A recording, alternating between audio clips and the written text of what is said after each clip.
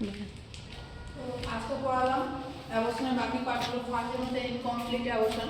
তো ইনকমপ্লিট অ্যাবর্শনের ক্ষেত্রে কী হয় যে সাম কনসেপশন হচ্ছে যে প্রোডাক্ট কী হচ্ছে মায়ের গর্ভে থেকে যায় এবং কিছু প্রোডাক্ট হচ্ছে বাইরে বেরিয়ে আসে, তাই কী বলে যে ইনকমপ্লিট অ্যাবর্শন বলে। তো এখানে কী কী সাইন সিমটম দেখা যায়, এখানে মায়ের ক্ষেত্রে ভ্যাজিনাল ব্লিডিং প্রচুর হয়, মোর ভ্যাজিনাল ব্লিডিং হয়, মোর অ্যাবডোমিনাল পেইন হয়, এখানে সার্ভাইকাল ওয়াসটা কি থাকে ওপেন থাকে। সব থেকে যদি ক্লিনিক্যাল যদি দেখা যায় অ্যাবর্শন মোস্ট কমন টাইপ সেটা হচ্ছে যে ইনকমপ্লিট অ্যাবর্শন।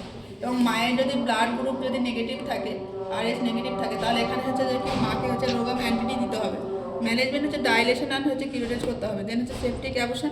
এখানে কি হচ্ছে any type of abortion associated with infection. এখানে কি হয় যে মায়ের আন্ডারলাইনিং অ্যাবর্শন হচ্ছে যেমন কারণ হতে পারে ইনকমপ্লিট অ্যাবর্শনের জন্য কি দেখা যায় বেশিরভাগ মোস্ট কমনলি সেপটিক অ্যাবর্শন দেখা যায় এবং সামটাইম দেখা যায় ইনভেটিবল বা থ্রেটেন অ্যাবর্শনের ক্ষেত্রেও দেখা যায়।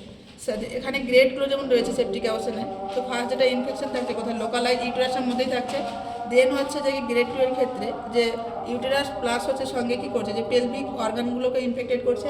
গ্রেড 3 এর ক্ষেত্রে কী হচ্ছে যে জেনারেলাইট কী হচ্ছে যে গ্রেড 2-তে ছিল সেগুলো থাকছে সঙ্গে প্লাস কী হচ্ছে যে পেরিটোনিয়াইটিস বা সেপটিক শকও হচ্ছে গেল পেশেন্টের ক্ষেত্রে। কজেস বা রিস্ক ফ্যাক্টরগুলো হচ্ছে যে আনক্লিন টুলস বা ইনস্ট্রুমেন্ট ইউজ করার ফলে হতে পারে। দেন হচ্ছে যে ক্লিনিক্যাল ম্যানিফেস্টেশনগুলো কী কী, এখানে পেশেন্টের ক্ষেত্রে হাই গ্রেড ফিভার বা ট্যাকিকার্ডিয়া হয়। এখানে পেশেন্টের ক্ষেত্রে মায়ের ক্ষেত্রে দেখা যায় prolong and heavy vaginal bleeding দেখা যায়। মায়ের ক্ষেত্রে যে সিভিয়ার লোয়ার অ্যাবডোমিনাল পেন হয় এবং ফাউল স্মেলিং ভ্যাজিনাল ডিসচার্জ দেখা যায়।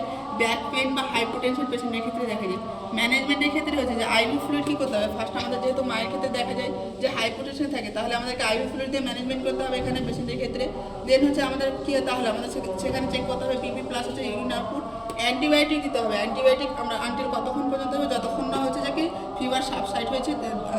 এখানে যেমন কী কী অ্যান্টিবায়োটিক আমরা দিতে পারি যেমন সেফট্রিয়াজিন বা জেন্টামাইসিন বা অ্যামোক্সিসিলিন বা অ্যাম্বিসিলিন এই সমস্ত আমরা কী করি অ্যান্টিবায়োটিক দিতে পারি। দেন হচ্ছে হার্টের ক্ষেত্রে হচ্ছে যে ডাইলেশন অ্যান্ড কিউরেটেজ বেবি হচ্ছে নিডেড কখন যখন হচ্ছে কোনো প্রোডাক্ট যদি মায়ের হচ্ছে ইন্টারেস্টের মধ্যেই থাকে। তো আজকে এই পর্যন্ত।